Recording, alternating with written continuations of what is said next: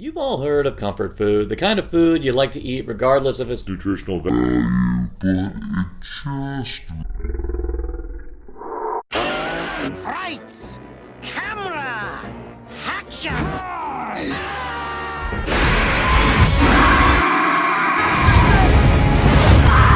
on, everybody! It's time to play!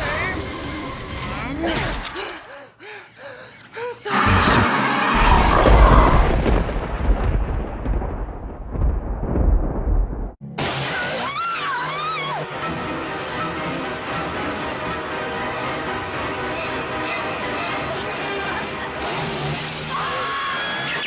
Texas Chainsaw Massacre 2.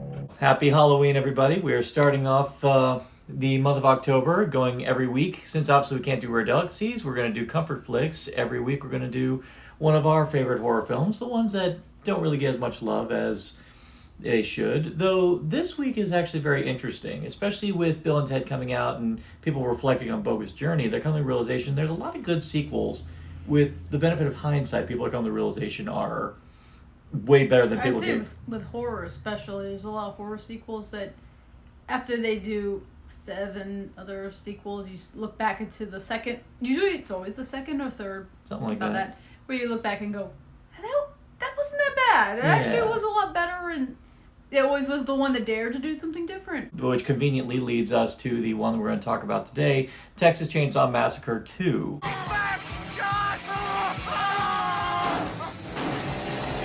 Which, of course, was the return of Tobe Hooper behind the camera. And this one was produced by Cannon Films, that wonderful hotbed of artistic integrity.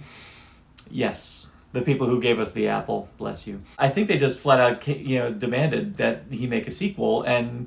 Yeah, they said, we want a sequel, and he's like, you want a sequel? Right. You want a sequel? Okay, I'll give you a sequel. I'm the Lord of the Harvest. Who's that? Some new health food bunch? I don't know how you couldn't not have fun with How can you not with Bill Moseley? You know, I've never been to a radio station before. The first film always said that there was the dark humor in it, and it's extremely dark. But there is some moments that you just kind of have to chuckle slightly at. Me and him do all the work. I just can't take no pleasure in killing. Just a bit, I mean... The grandpa's the best to hit him, and then Grandpa just keeps dropping the hammer. It's kind of an odd humor, and Tobe Hooper's like, I'm going to take that scene and go a whole movie about that one moment. I'm going to make a whole movie about it. Yeah, so we do love the original Texas Chainsaw Massacre. In fact, I remember I showed it to you, and you just exploded. You loved it. It was that year that Horror Nights was doing the Texas Chainsaw house from the original film. So I saw the movie, and then I just started loving the house even more. I think I went in that one the most.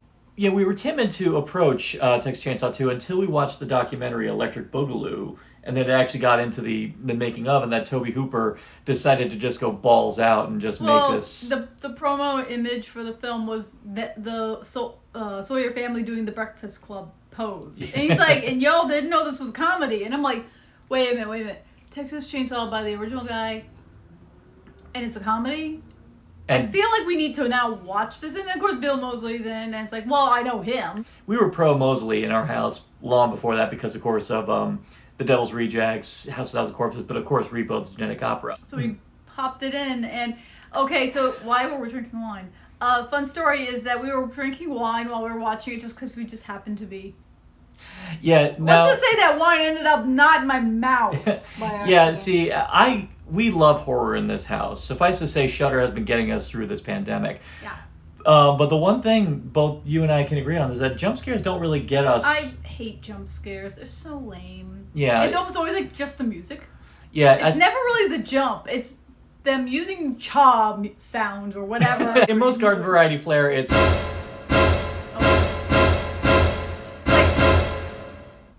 I'm done. Point is, this one had a jump scare that almost had us wearing our wine that we were drinking. Was. You were close. We were it went...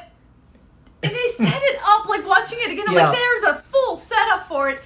And it just comes out of nowhere anyway. And it was perfect. No musical cue either. None whatsoever. It was just and I think we could definitely... I'd like to actually give the credit to Bill Moseley as Chop Top, principally because this is the intro scene with Chop Top, and he is so legitimately menacing and funny at the same time. And the way Tobe Hooper frames the scene, there's a whole darkened doorway in the back, but you're so caught up in the tension between Stretch and Chop Top. And maybe the new music's... Yeah, they're in mid-conversation. Then all of a sudden, in comes Leatherface. Boom. Well, that room also was always dark. You Yeah. never saw into it. You didn't, and she even identifies as like the records room or whatever. Yeah. So there's no sound coming out of it. So Leatherface just popping out, revved up. You don't Yeah. see it coming, and it's even knowing it's going to come, you still don't know what's going to. Yeah, friggin' jumped, and it was bliss. But- It was... But that is not actually the introduction to the full family. That's the introduction to Chop Top. The introduction to the Sawyer family is before that, in one of the most entertaining kills in this series. They're chasing these dumbasses in a car, and they're just playing with them, and eventually they kill them. They're doing it over a bridge. And The longest- Leatherface is like holding up the body, and he's on top of the car and being just weird and all. And I'm like, how long is this How long is this fucking bridge? bridge? Like, it keeps cutting back, and they're still going. I'm like, this thing like 5 miles. And I'm like, he- is this the Howard Franklin? And apparently they claim they're going like 90 miles per hour, even though it's pretty blatantly there. Those cars could not No have way. gone 90 miles an hour. That's some. Leatherface is on top of the thing, disguised in the body of his dead brother from the first movie. Oh wait, that's something. This is the only sequel that legitimately follows. We're not talking about the 3D ones. No. The legitimate sequel that follows the actions of the first film and has repercussions into the second film. Which is where Dennis Hopper comes in. He's actually, I believe he's the uncle He's the uncle of Franklin and Sally. Yeah. From the first film. And you He's can see... pissed. Oh, he's beyond it. Very angry man. Yeah, and but the difference between Dennis Hopper in this versus Dennis Hopper in Super Mario Brothers is that he probably would have done this for free, as opposed to doing was Super Mario having Brothers fun. for his kids' shoes. He was having fun. He looked like he was... That whole scene where he's testing out different chainsaws.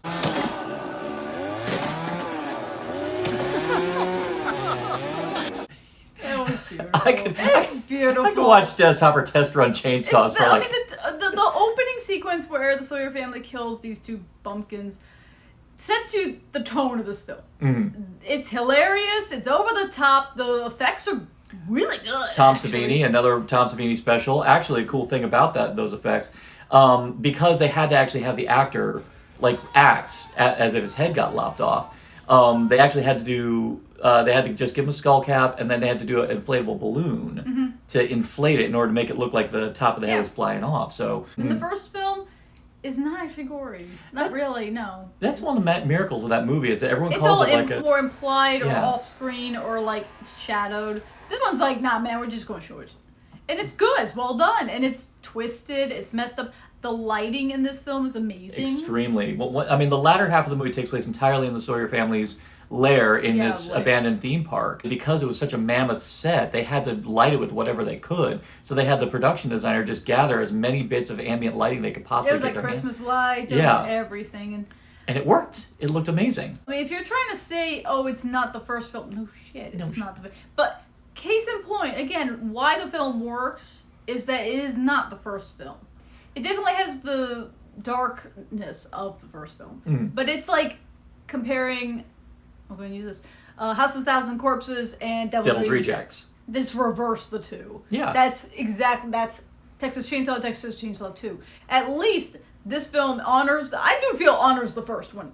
Really in a way. does. It Yeah, does. in its Not way. in a pandery way. And actually, the one thing I will say, Texas Chainsaw 2 definitely has over the first one, and in more likelihood the other ones, is that this one has probably one of the best heroine Oh characters. no, I'll throw down Stretches. Like, she should be up there with Laurie Strode. Yes, and all yeah, that. with Laurie Strode, Sidney Prescott, Stretch, Like, played by Carol. Stretch deserves to be up there. She not only like fights physically against the family, she psychologically has to fight against them. She uses everything in her power, mind, psychology, you name it. She figures out their weaknesses and does what she needs to do to get out. She follows them. She's like, I'm not just running away and go hide.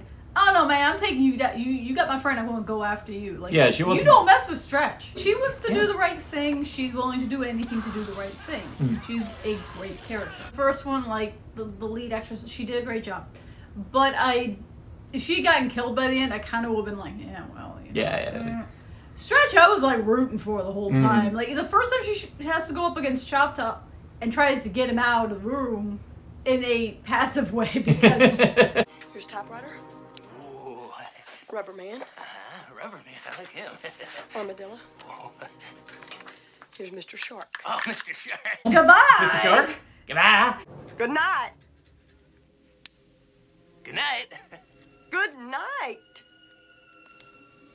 Good night. You're feeling for her. You're like, girl, oh God, get him out Please of let here. it be this. Just, you know, Let it be this simple. Let it be. It's not going to be Yeah, this it's not simple. gonna be this simple. but she's amazing. And then, of course, the most controversial, a scene that I guess was controversial, but there's a scene where There's so Leatherface. many ways to take that scene. Leatherface is of course the ice tub scene where she's all spread eagle on there, and Leatherface is like grinding into the ice with the chainsaw. Yeah, there's some implications of what the chainsaw represents, and that he can't turn it on, and she kind of utilizes clearly some issues he has to get him to back off. She sees what his weakness is, and I don't say exploits it so much as kind of almost tries to, in a way, be kinder to him about it in order to get him to back off by his own choice.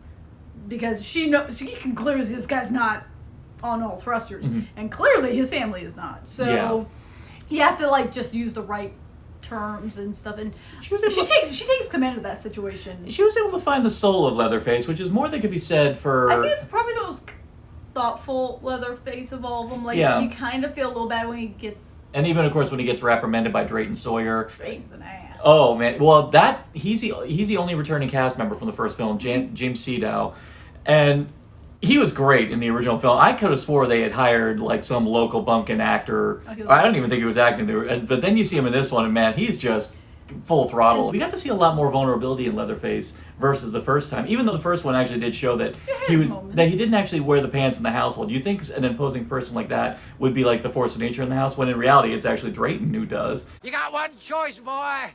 Sex or the saw. You see the family dynamic more, but it's because the family shows up quickly. Yeah. The first film takes a very long time to set up to the family. This one, hey, here they are, boom. Because they also know, if you're watching this movie, you probably saw the first one. Probably did. In the pantheon of all the greats, especially when you think about the silent slashers like Michael Myers, Jason Voorhees, hell, Madman Mars. The reason why I think I prefer Leatherface above all else is because he's the one with the capacity for emotion. I would say the bonus to him is that he's the most varied. Because here's the thing. Freddy has always been Freddy, aside from one time where he was played by someone else who still did a fine job with what he was given. But Freddy's always been Freddy. Even if his attitude changed a little, it's always Freddy. Jason, different actors who do great stunts and whatnot, but it's always Jason. He does the same thing. Yeah. Michael Myers, same thing. Throwing a cult doesn't make him different. He's identical. Yeah. Leatherface is not. Watch any of these movies, all of them. I don't know why'd you do that, but you watch all of them. Leatherface is actually portrayed somewhat differently every single time. And they always try But he still has the connected, killer thing. Killer with the leather mask and the but chainsaw. shoot, the most recent one had him as a young man, and you got to see how he became Leatherface, and even then it was like it didn't work, but it could work. It's like they can do so much in every single film differently with Leatherface that it is an interesting aspect to him as a character. So much you can do with Leatherface. There's so much you can do with that dichotomy, but Leatherface is the one that intrigues you the most. Well, then he also has a pretty solid shtick. Kind of does. I mean, come on. He has the Leatherface. Leatherface. He's got the bass. He's got the chainsaw. He's got the iconography, which a good slasher villain, and not necessarily always slashers, but necessary horror villain needs to have. He's got those. So yeah. And every time you see him running at you with a freaking chance, and even when he just raises up and does a dance. What's with his stamina? Yeah. This dude, big dude, he has got stamina. This guy practices marathon running. Must do. Because every time I was always like, imagine he him has in got some serious stamina. I wonder how he'd do in a 10K. Oh, he'd be good. He'd be good. I mean, you have to carry the chainsaw running, and he's probably not wearing comfy shoes. And he's got like a leather apron on, and he's got that face. Like, I'm not saying like that probably is not that most comfortable thing, and he's still booking it. And the dude's gotta be like 250. I mean, he's a big dude. Yeah, big dude. Big dude. So it's like, I even think Bill Johnson, who played him in this one, was actually, I think he was bigger than Gunnar Hansen. I actually think he might have been. Because, yeah, he was... always, yeah. I mean, come on. You hold a chainsaw over your head for a while and see how that works. It's like, his stamina is ridiculous. Yeah. You got him in a flat-out sword fight with chainsaws. Many people have said chainsaws are not actually the most practical of weapons to get in that kind of fight with. But yet... But it makes sense in this film. It kind of works. It still works because, again, and if there's anyone who could take on Leatherface in a chainsaw fight, it's Dennis Hopper. You know, you want to talk stamina. Let's talk about the fact that he ran Leatherface through with the long chainsaw, and Leatherface was still kicking. We're not arguing that the original is the bona fide classic, but for anyone who's going to say that the second one didn't have any merit as a horror film as far as, like, actual fuck you. scares, the thing I'm going to say about this one is because the majority of the movie does take place at the Sawyer's lair, there is just this ever-present sense of danger just everywhere you go. I mean, it's another kind of horror, doesn't? Yeah. Oh, not all horror is the same. Is it? Yeah. No, is it the same as the original with the like found footage? Not found footage. Well, but, just the like the grimy, grindhouse. like yeah. no, it's another kind of horror, and it's an amazing one. Mm-hmm. Get over yourself. Well, just the fact that Stretch is consistently this big labyrinthine den where there's skeletons like propped up all over the place, and just the fact that she's desperate to try to find any way to get out, but you got the Sawyer family just all over the place. That's just, there's just this ever-present tension. Just, you know, in a way, it kind of reminds me of like stealth video games. There should be a stealth video game. Well, there are stealth video games where you're trying to dodge killers, like trying to attack it. But that's kind of what it reminded me of. Friday the 13th game. Why ain't you playing that? Why am I not playing that? I don't know. Who doesn't love a horror comedy as well? Yeah. And it's kind of nice to have that option of, oh, you want a serious business Texas Chainsaw movie that's grimy and harsh and nasty and uncomfortable.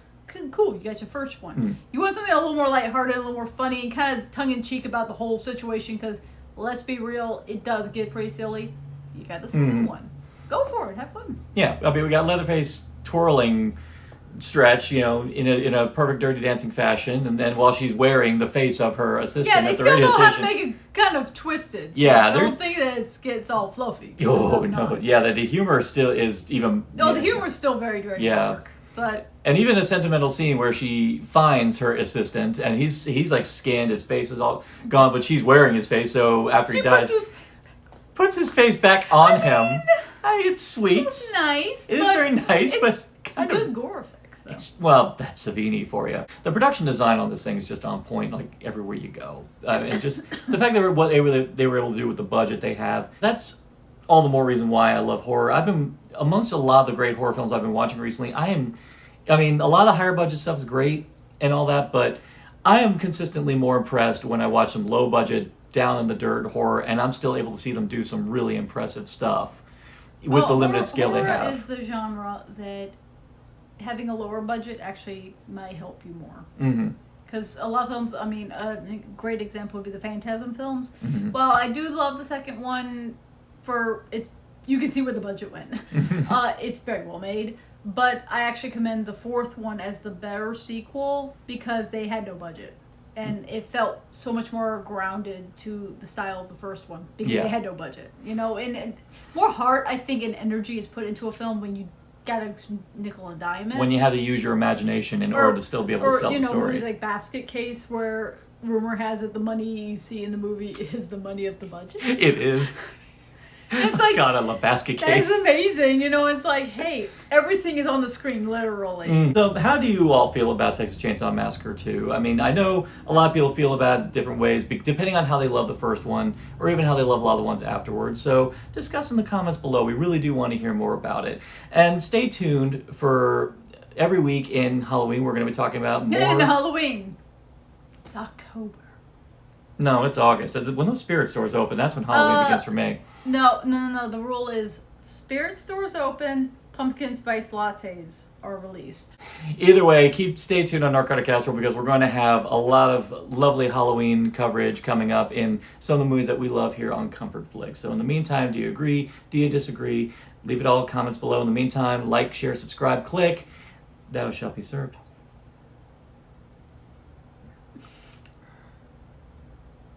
Well timed. Sex is, well, nobody knows. But the Saw is family.